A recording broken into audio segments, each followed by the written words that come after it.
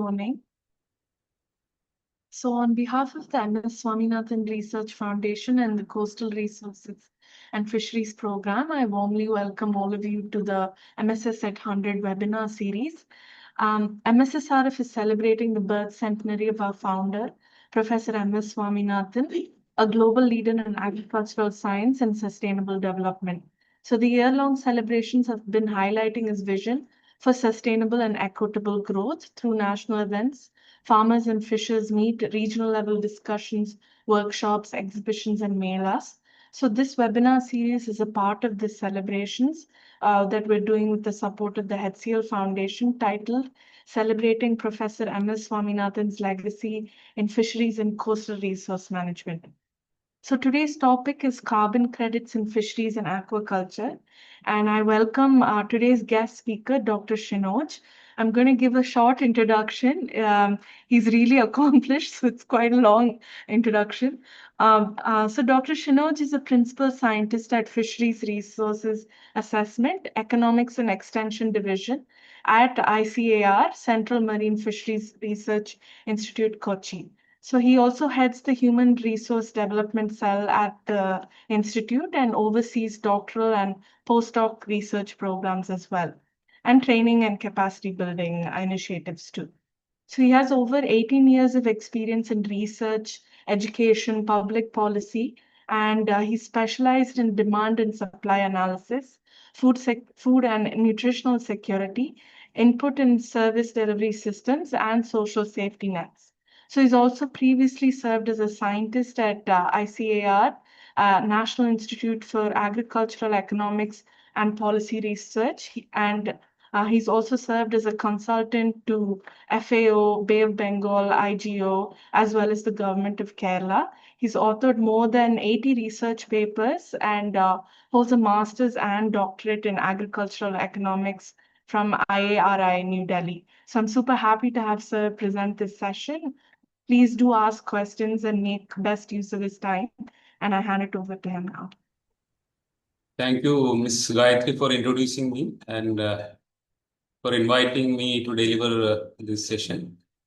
Let me share my screen.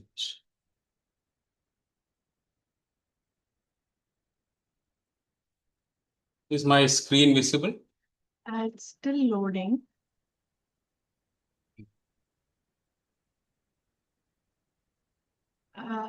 Yes, sir, we can see it now. Okay. So good morning to all. It's an honor to be with you this morning. And through this lecture, I would like to give you a brief overview about carbon credits in fisheries and aquaculture, the concepts behind carbon credits and the practices in this area. I would like to start this lecture by paying my deep respects to late Professor MS Swaminathan, who inspired us all through his visionary wisdom and legendary leadership. I was fortunate to meet and interact with Professor Swaminathan several times during various stages of my career. The first time I met him was when I was doing UG at Kerala.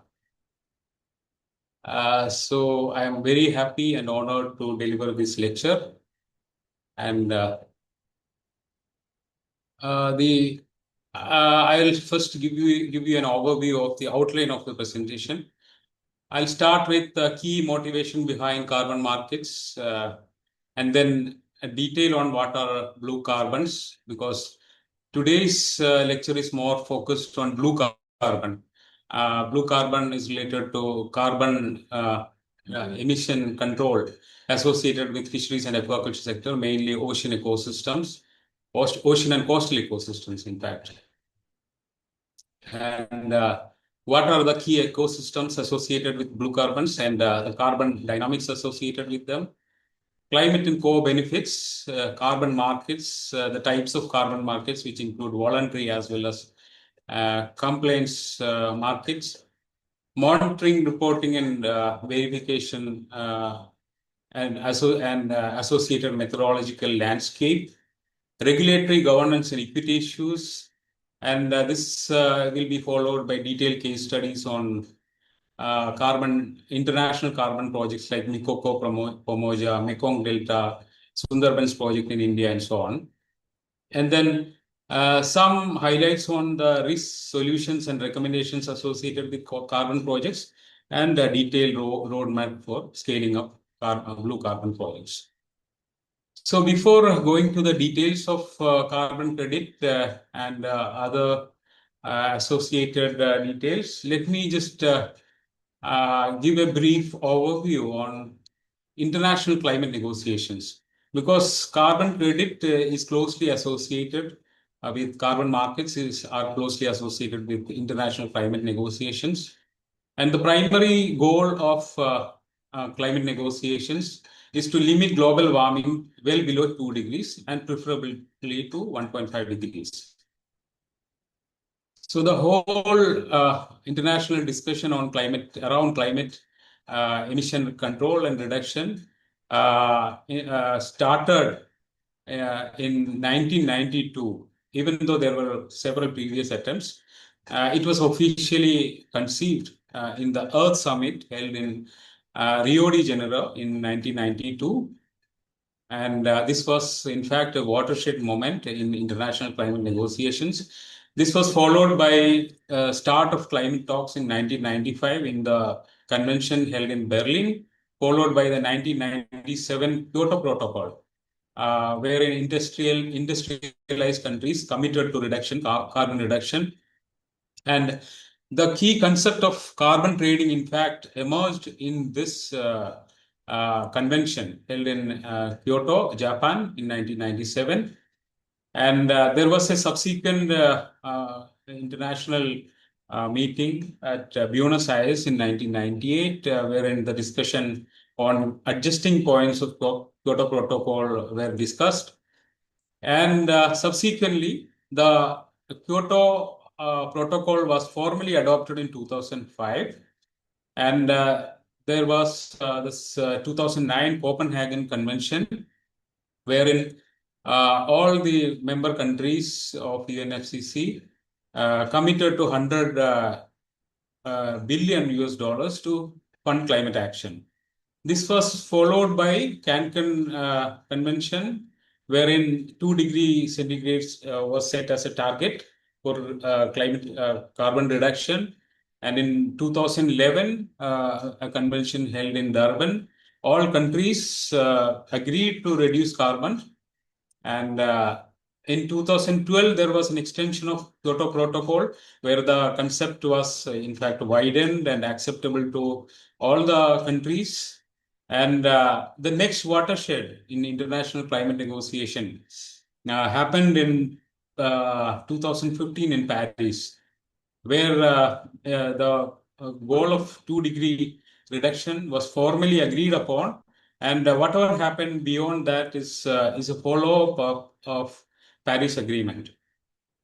And in 2021, there was a international convention held in Glasgow for accelerating phasing out of coal. And we now stand at the Conference of Parties meeting, the 30th meeting of Conference of Parties held in 2025 at Belém, Brazil. So this is a brief background about international climate negotiations.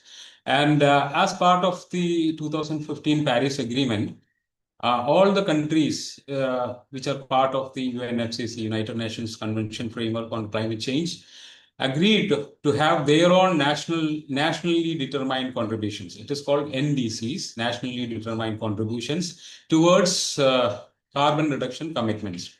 So India's NDCs include reduction of emissions by 33 to 35 with the baseline compared to the baseline of 2005 by 2030, achieve 40% power capacity from non-fossil fuels, enhance adaptation investments in vulnerable sectors, mobilize domestic and global climate finance, create a 2.5 to 3 billion ton carbon sink, promote sustainable living, adopt a cleaner development path, and foster climate technology research and development. And subsequently, growing number of countries and cities and businesses are making pledges to get to net zero emissions. And as part of these strategies, uh, and one of the important strategies in this set of strategies is use of offset as mitigation strategy. So here emerges the concept of carbon trading and carbon markets. So the idea is to fix a threshold of emissions for all the member countries, and certainly there will be some countries which crosses this threshold, and some other greener countries where the emission threshold, the actual emissions are less than the threshold.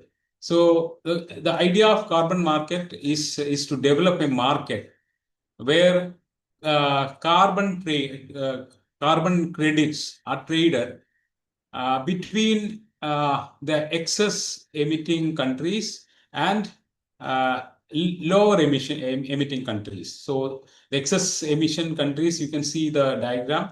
The emitter A can purchase carbon credits from emitter B, who has extra carbon credits to sell in the international market by paying a price. In order for this to be a reality, there are several procedures and protocols to be followed. We need to have a very ready carbon market and other background setups. And I'll detail these concepts in subsequent slides. But before that, let me just explain you some of the actions taken by in India towards this. SEBI, Securities and Exchange Board of India, has specified a mandatory requirement of reporting on carbon credits for top 1,000 listed companies. That means the top business houses in the country has to pledge towards carbon emissions, and they have developed mandatory guidelines for this. And further, India initiated the work for domestic carbon market. Right now, there are no domestic carbon markets in place. There are only international carbon markets and exchanges. However, India made a beginning towards this by developing the carbon credit trading scheme in 2024 and the development of Indian carbon market. It is called ICM.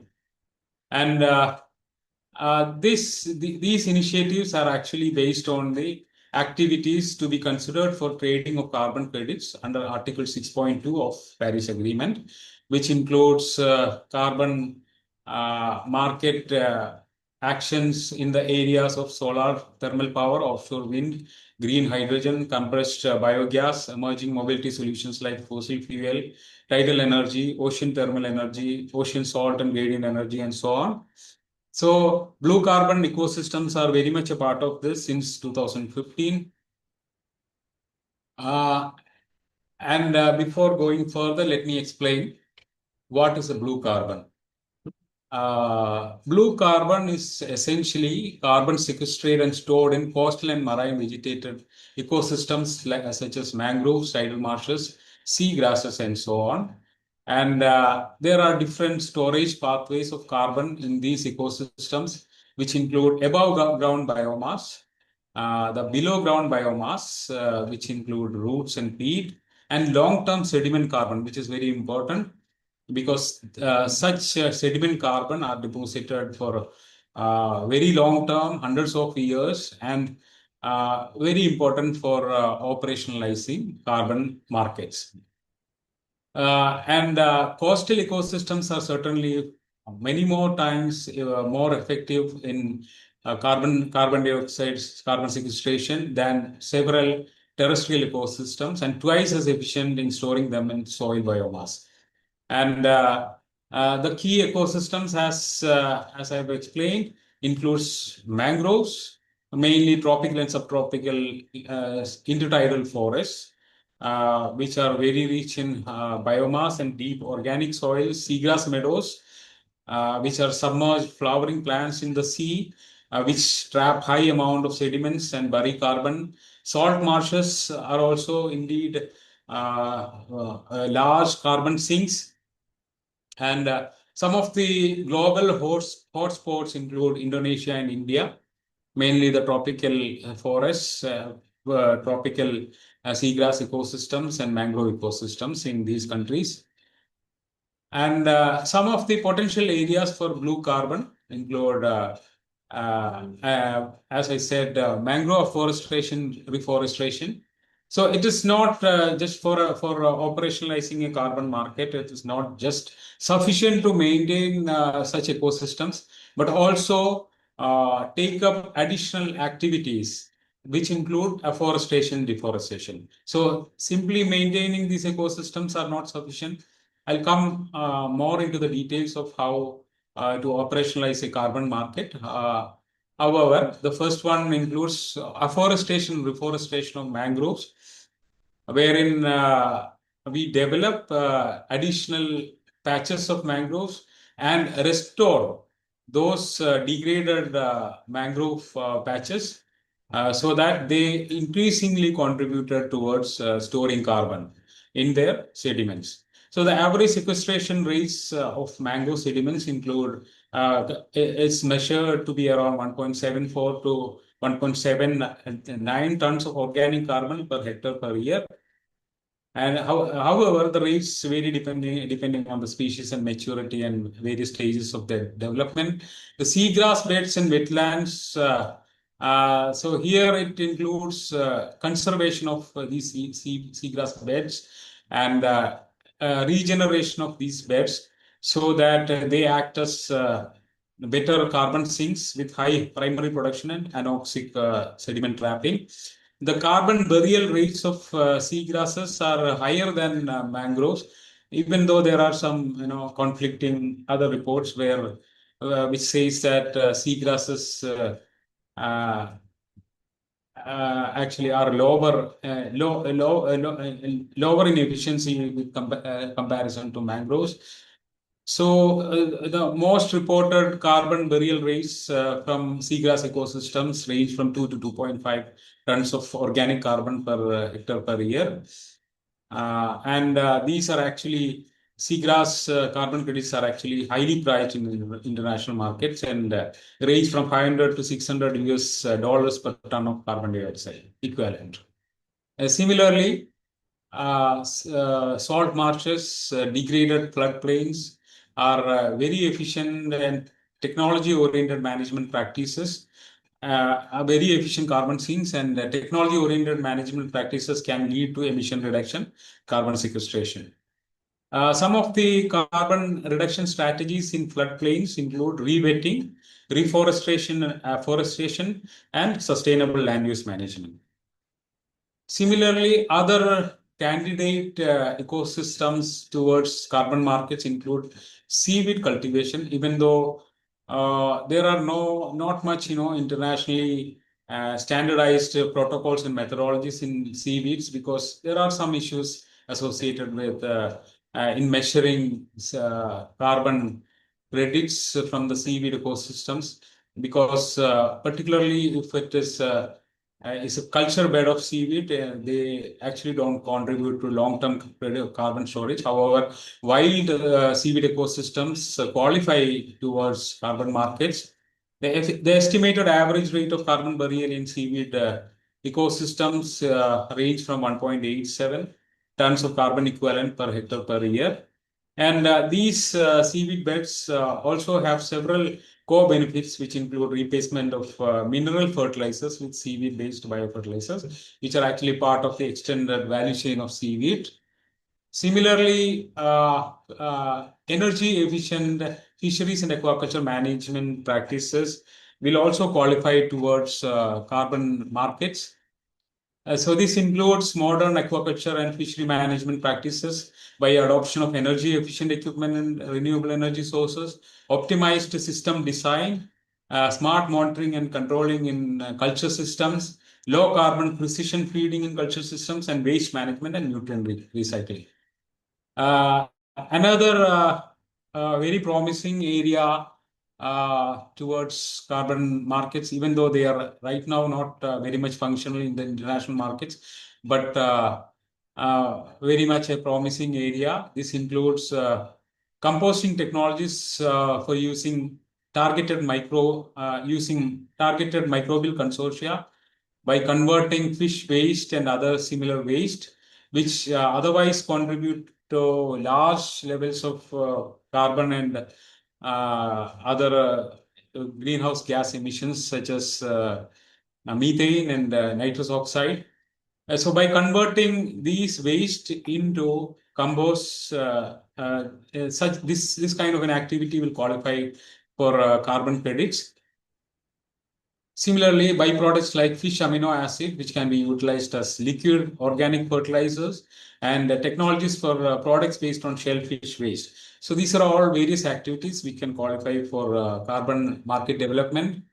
And all these ecosystems, these blue ecosystems, have several co-benefits other than direct carbon sequestration. They include coastal hazard buffering and storm surge attenuation. You all very well know that the mangrove patches. They act as coastal hazard buffers and help in storm surge attenuation, fisheries and livelihood enhancement. So these ecosystems act as nursery habitats for fish. Also, they contribute towards biodiversity conservation and ecosystem services.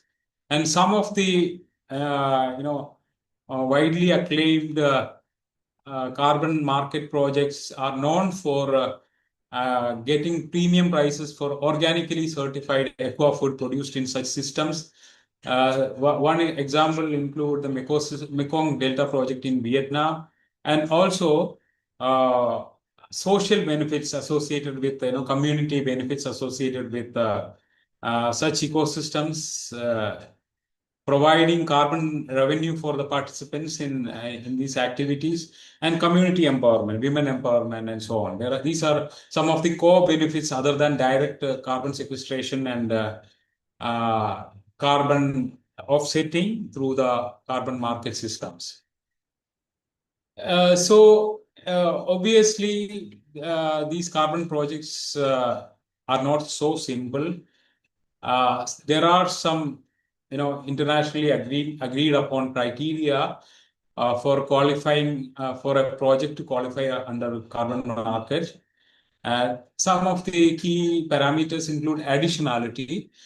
So additionality means the emission reductions or removals from a carbon market project should be additional. That means it should be additional to what would have happened anyway without the financial incentive provided by carbon credits.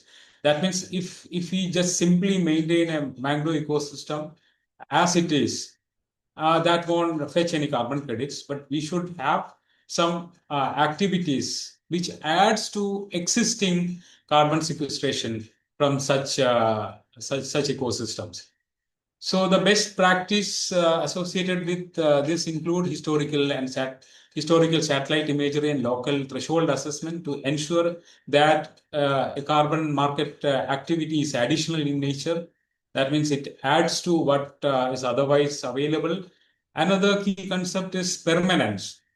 So this means whatever carbon sequestration or carbon storage in sediments are actually permanent in nature. They store carbon in underground sediments for a very long time without escaping into the atmosphere. Only if a project contributes to permanent carbon storage, then only they are actually qualify for carbon market projects.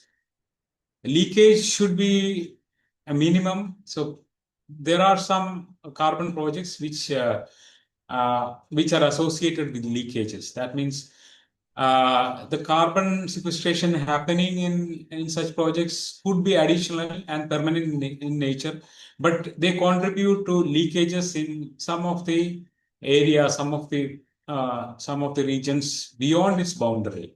For example, by maintaining a carbon ecosystem, carbon market project, if it contributes to lower production from because we are following some standard practices, Such practices lead to lower production in that ecosystem, but this contributes to intensive production in some other areas. So intensive culture means that leads to greater emissions.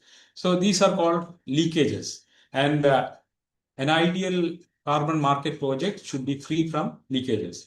Similarly, measurement is a very important aspect of carbon market projects, because whatever carbon sequestered should be measured using internationally agreed upon standard measurement protocols.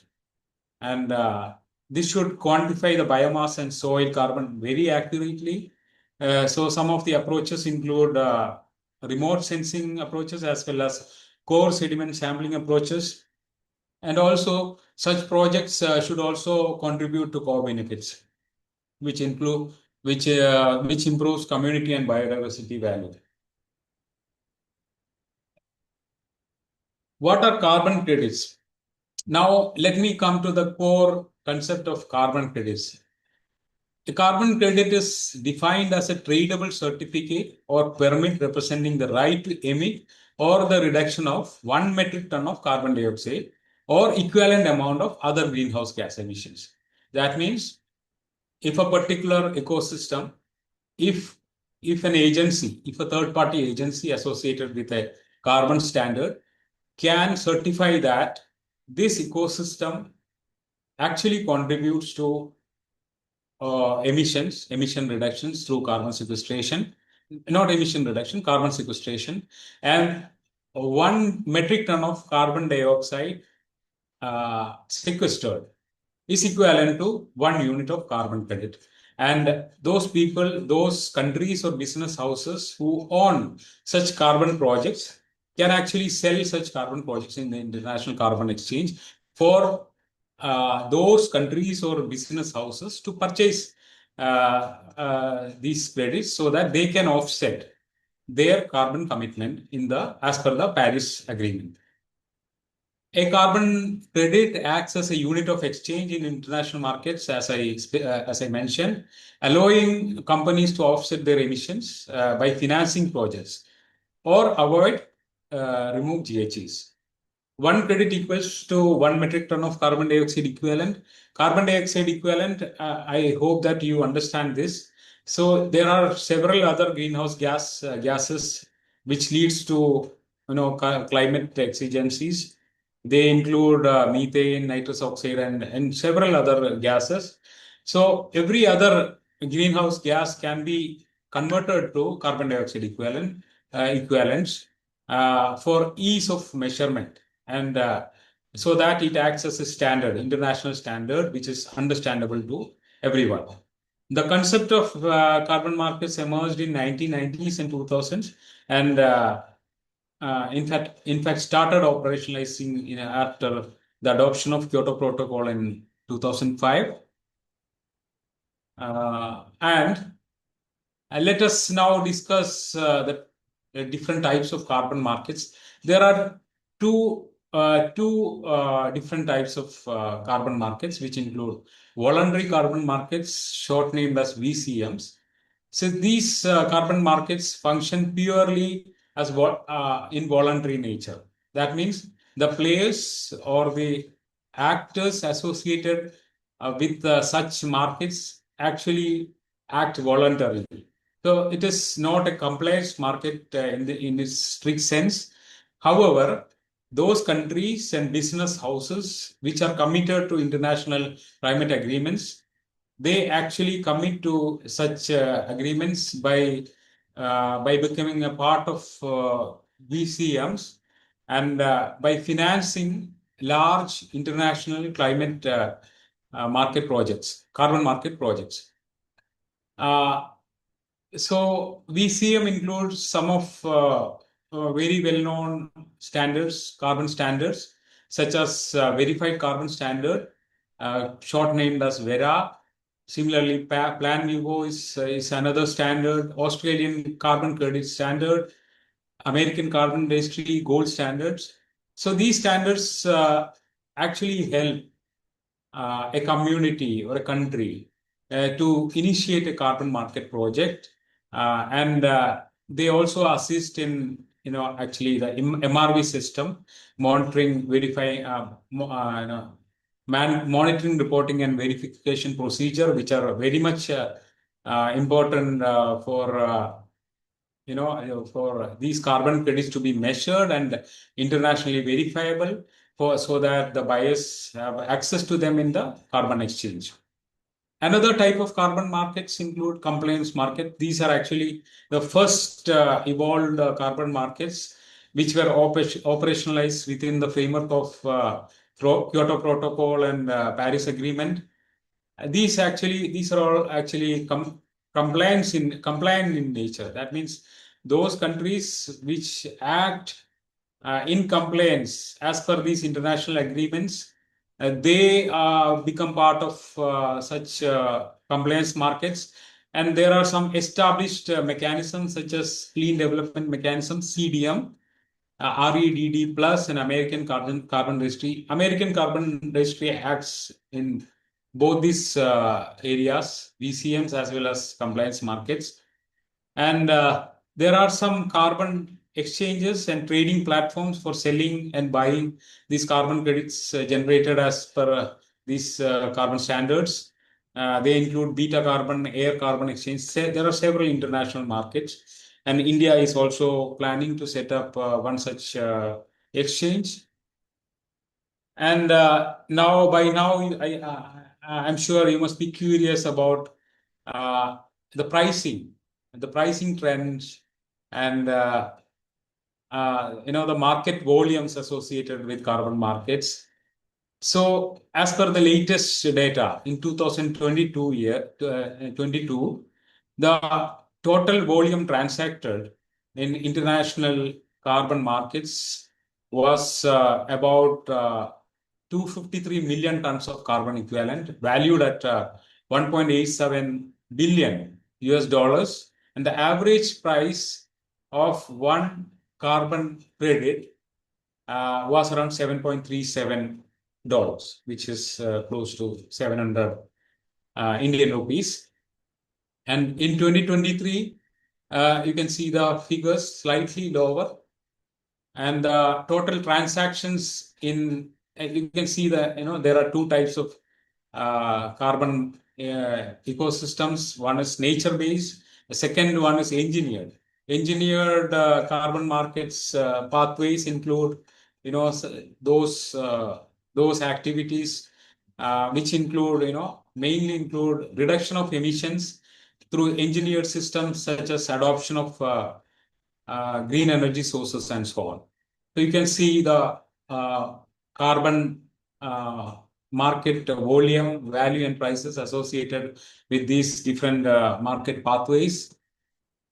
And even though the average price range from around 700 to 1,000 rupees, or 7 to 10 US dollars per unit of carbon carbon credit, they actually go as high as 500 US dollars in the international market, depending on the value of the ecosystems. For example, seagrass ecosystems are highly valued in the international market because they are they are very much permanent in nature, and they lead to long-term storage of carbon in their underground sediments deposited in the ocean ecosystems. So they are highly valuable, and they fetch high amounts of price in the international market. Now let us come to measurement, reporting, and verification, short named as MRV. So what is MRV? So a third party has to certify that a particular ecosystem is associated with real carbon sequestration and emission reduction, and they contribute to carbon offsetting through carbon sequestration. And somebody has to actually vouch for it. Somebody has to verify the veracity of the claims made by such projects. So obviously, there should be a standard set of practices and protocols to do so. and there should be some formal procedures associated with such certification. So, as I said, there are standard criteria and parameters associated with carbon market projects internationally agreed upon, and there are two key challenges associated with MRV. They include measuring sediment carbon stock and sequestration rates as per international criteria, and they also should ensure that such projects contribute to additional carbon storage over and above existing actions of such ecosystems, and there should be the cost and accuracy trade-offs associated with such projects. Another major challenge is to ensure that, I think it is repeated the same, but still, is to ensure that such projects are permanent in nature, and there are no leakages associated with such projects. There are a number of accepted carbon methodologies. So such methodologies are mostly associated with some internationally some most available ecosystems. For example, Vera has some standard methodologies available for measuring carbon emission reduction as well as carbon sequestration associated with tidal wetland seagrass restoration activities. Similarly, methodologies associated with afforestation, reforestation, methodologies for avoided deforestation, biochart standard, methodology for framework for CV carbon, and which is under development. Agree, accepted standards by different carbon standards such as Vera Gold Standard, CDM mechanism under UNFCCC, CORSIA, which is another recognized international standards. So they have different methodologies for certifying ecosystems, associated ecosystems, to ensure that the projects are actually real in nature. They contribute to actual emission reductions as well as carbon sequestration, and they follow internationally standard practices and protocols. They contribute to permanent carbon reduction as well as other they do not have any leakages associated with it, and they are additive in nature. These are some of the globally renowned blue carbon projects. I'm not listing other types of carbon projects. Carbon projects are in every sphere, in every sector, but in blue carbon context, there are some internationally recognized carbon projects which contribute to substantial reduction in carbon emissions and carbon sequestration. Mikoko Pamoja, which is situated in Gassi Bay of Kenya, is around 125 hectares and contributes to an annual emission reduction to the tune of 22,169 tons of carbon per year. And they also have several co-benefits, and this is certified by Plan Vivo. Similarly, the Delta Blue Carbon projects of Pakistan, which is one of the largest in the world, with an area of 350,000 hectares and 4.2 million tons of carbon equivalents emission reduction per year. The Vida Manglar project of Colombia, mangroves and market projects of Mekoko Delta of Vietnam, Virginia Coast Reserve project of USA. All these are, very large carbon market projects which actually fetch high levels of high amounts of carbon credits in the international markets, and many of these are actually certified by voluntary carbon markets and associated methodologies. Some of the blue carbon projects in India, you can see the list here. And Sundari Mangrove Restoration Project in the Indian Sundarbans is one of the largest among them, with an area of 417 hectares and 32,500 tons of carbon equivalent reduction in emissions. And this project actually follows the VCS Vera methodology. Similarly, there are participatory mangrove forestation projects in the western coast of India, in the states of Gujarat and AP. Kosher Blue Carbon Project in the Indian Sundarbans, which is under development, and the India Sundarbans mangrove restoration, again in Indian Sundarbans. And there are not many, in fact, blue carbon projects in India. Many of such projects are under development. Some of them are at the pilot stage, and some of these are actually, includes fisheries as well as aquaculture activities. And now let us see what are the processes involved in a standard international carbon market, and what are the management activities associated with them.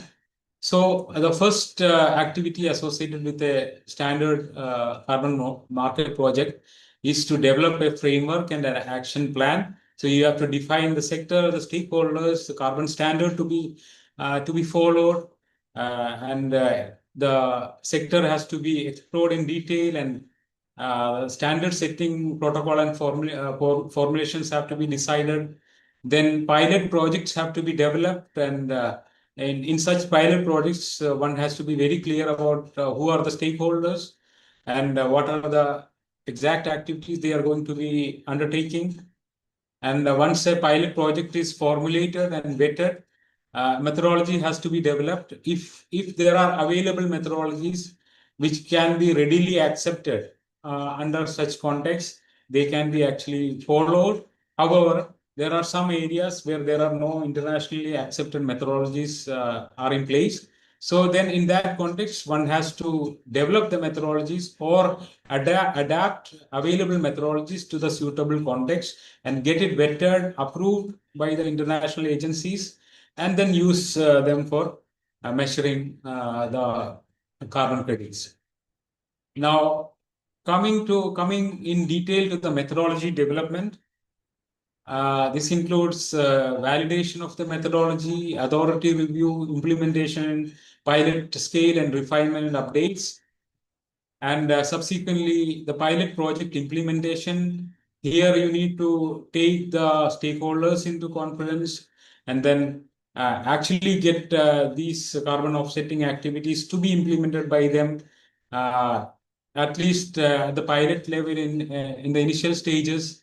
And then once it is vetted, once stakeholders are ready, such projects can be scaled up.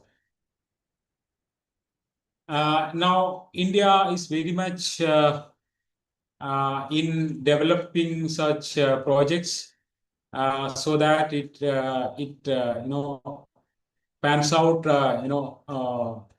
large scale carbon market projects in the long run. In agriculture and other associated areas, it is already much ahead. However, the Department of Fisheries, Government of India has initiated such an activity with the development of pilot projects in some of the key, carbon habitats, blue carbon ecosystems. And right now, it was actually started 2 years back. The discussions started 2 years back, and ICR, CMFRI, several ICR institutes, and many other non-governmental organizations are right now in discussion with the department for developing such projects.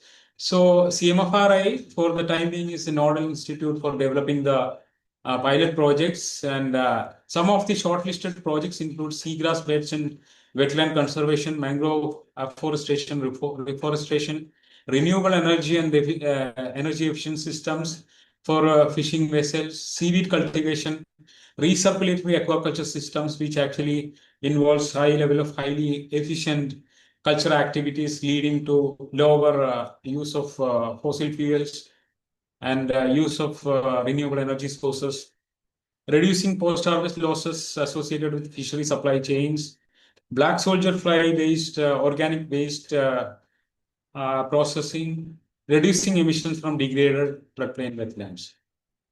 Now, I'm not going into the details because of time constraints. I would like to finish this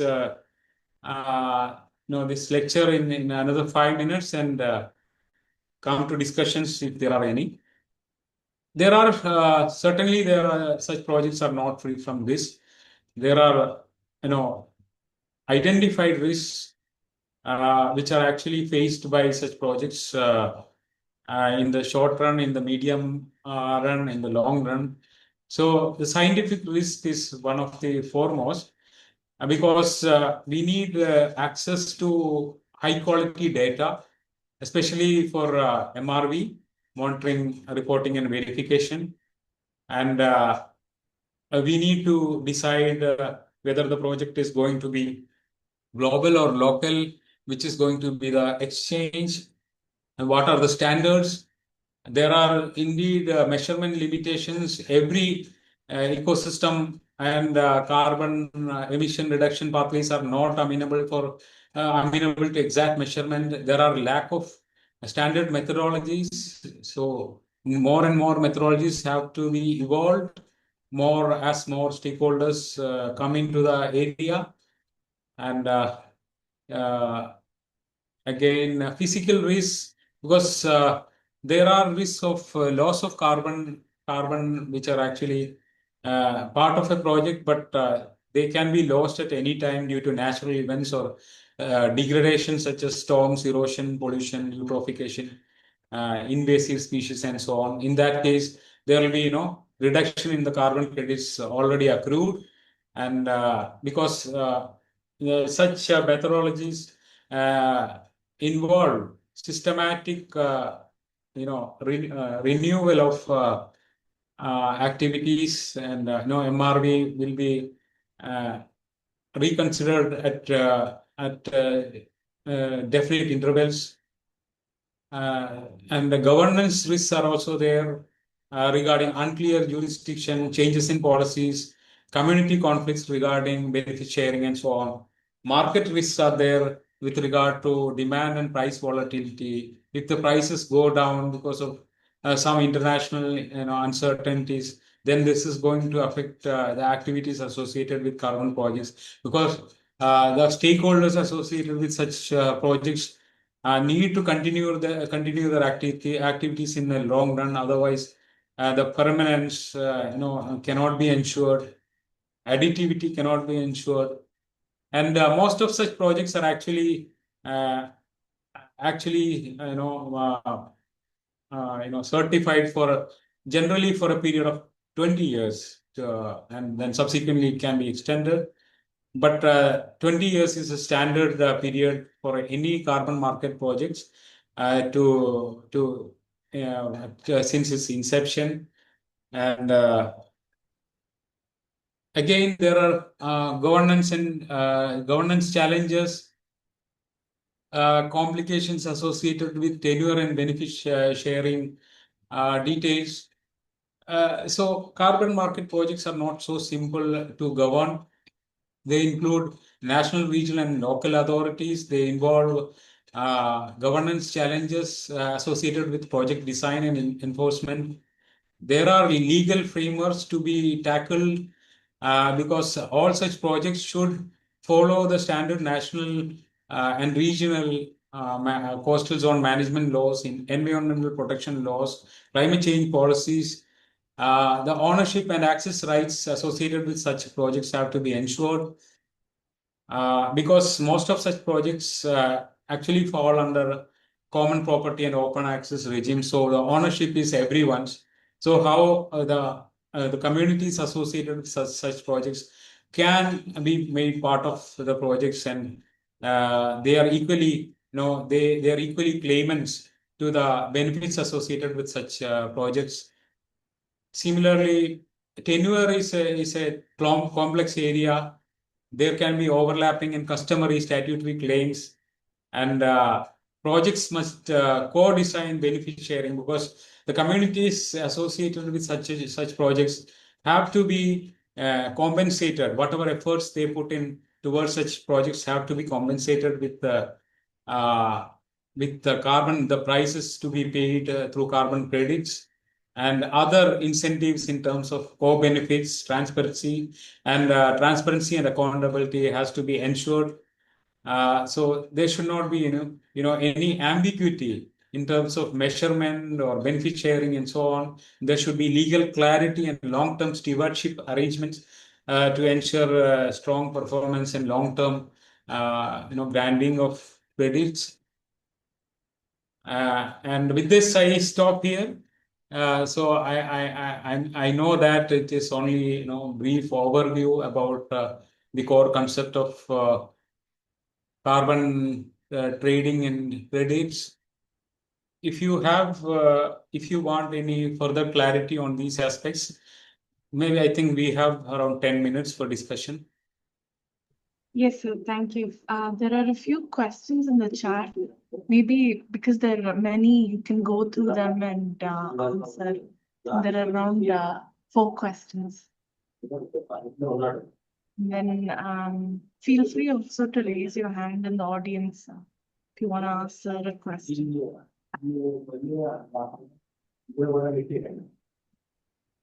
I'm not able to hear. Is someone asking a question? Hello. Sir, there are some questions in the chat. Yeah, madam, can you just read it? Yes, sir. Sure. Then I'll just read all of them together. yeah. So the first one is, how often do players in India choose to participate in the voluntary carbon market? The second question is, do you feel like compliance markets are effective in reducing production of greenhouse gases in the long run? The third one is, do you feel like global standards are effective for carbon offset, or do we need more localized standards? And then the last one is, what's the scope for blue carbon projects in the future? Okay, so I'll start with the first question. It is how often do players in India choose to participate in the voluntary carbon market? In fact, the voluntary carbon markets, even though they started a few years back, India's players are not fully active in this area, even though we have some established projects in the area of blue carbon ecosystems. There are, in fact, other areas in agriculture and associated areas. There are successful projects who actually started earning credits, and the stakeholders are actually getting the credit in this activity. However, blue carbon projects are mainly focused only in the area of in the region of Sundarbans, and some of those projects have actually started yielding credits. But there are many projects under pilot development, and they are yet to get listed in the International Carbon Exchange. And let's hope that once the Indian carbon market is in operation, then there will be more projects, and we have more methodologies to certify many projects which are actually not listed in the international markets. And whether it is effective, such markets are effective in reducing production, I think so, because otherwise, without having a given level of effectiveness, they will not function. And based on the prices, you can understand. Carbon credits are actually, they fetch good prices in the international market, at least. May not be in the Indian context, but they actually contribute to good earning for the stakeholders. And not necessarily directly, they can also start earning indirectly through co-benefits. And some of such ecosystems are actually, pristine ecosystems, and they actually produce organic products such as the prawns ecosystems. If prawn culture systems, if somebody can start in such ecosystems, such prawns fetch high prices in the international markets. because these markets are actually organic systems. And do you feel carbon standards are effective for carbon offsetting, or do we need more localized standards? Yes, we need more localized standards because all the international standards may not be effective in local context. Some of the carbon offsetting activities that the stakeholders undertake may not be directly relevant to these methodologies, or these methodologies are not sufficient to effectively measure such credits. So we need more methodologies in place.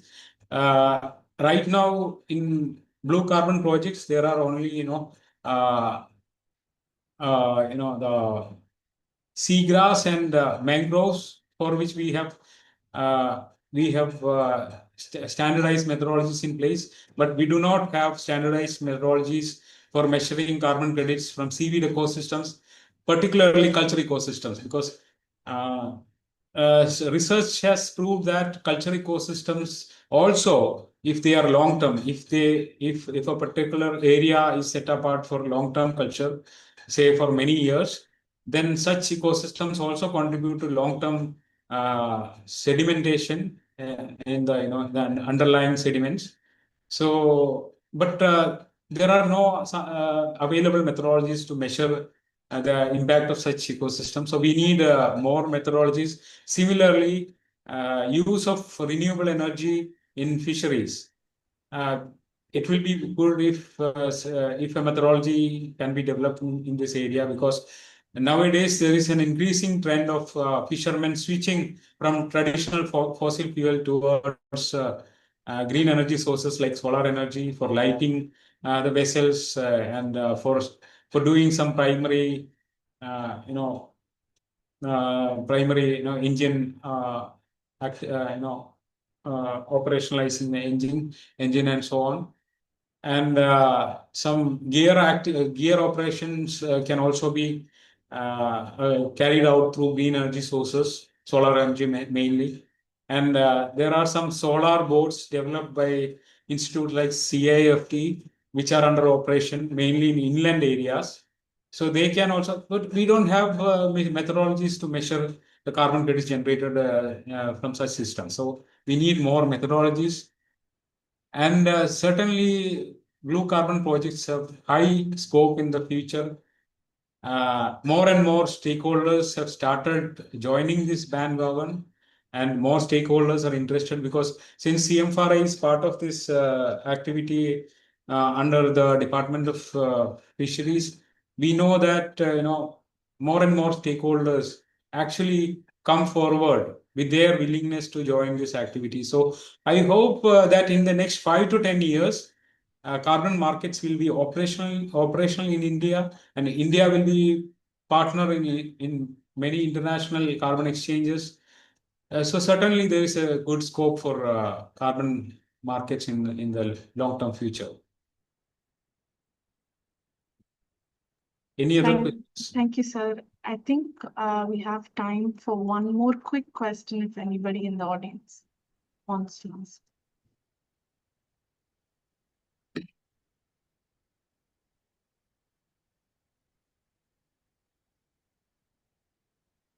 I don't see anybody. I might just go ahead and wrap the session then. Yeah, maybe this is kind of a virgin area, so it is maybe new for many people. I So think so. I think also that way, I'm really glad that people can learn about a new topic. Thank you very much, sir. On behalf of MSSRF, I would like to extend our heartfelt thanks to you for making time.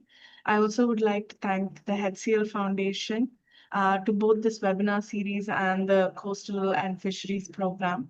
After the 100 webinars are over, this talk as well as all the other talks will be available on YouTube. So you can go and rewatch everything that he took time to explain today.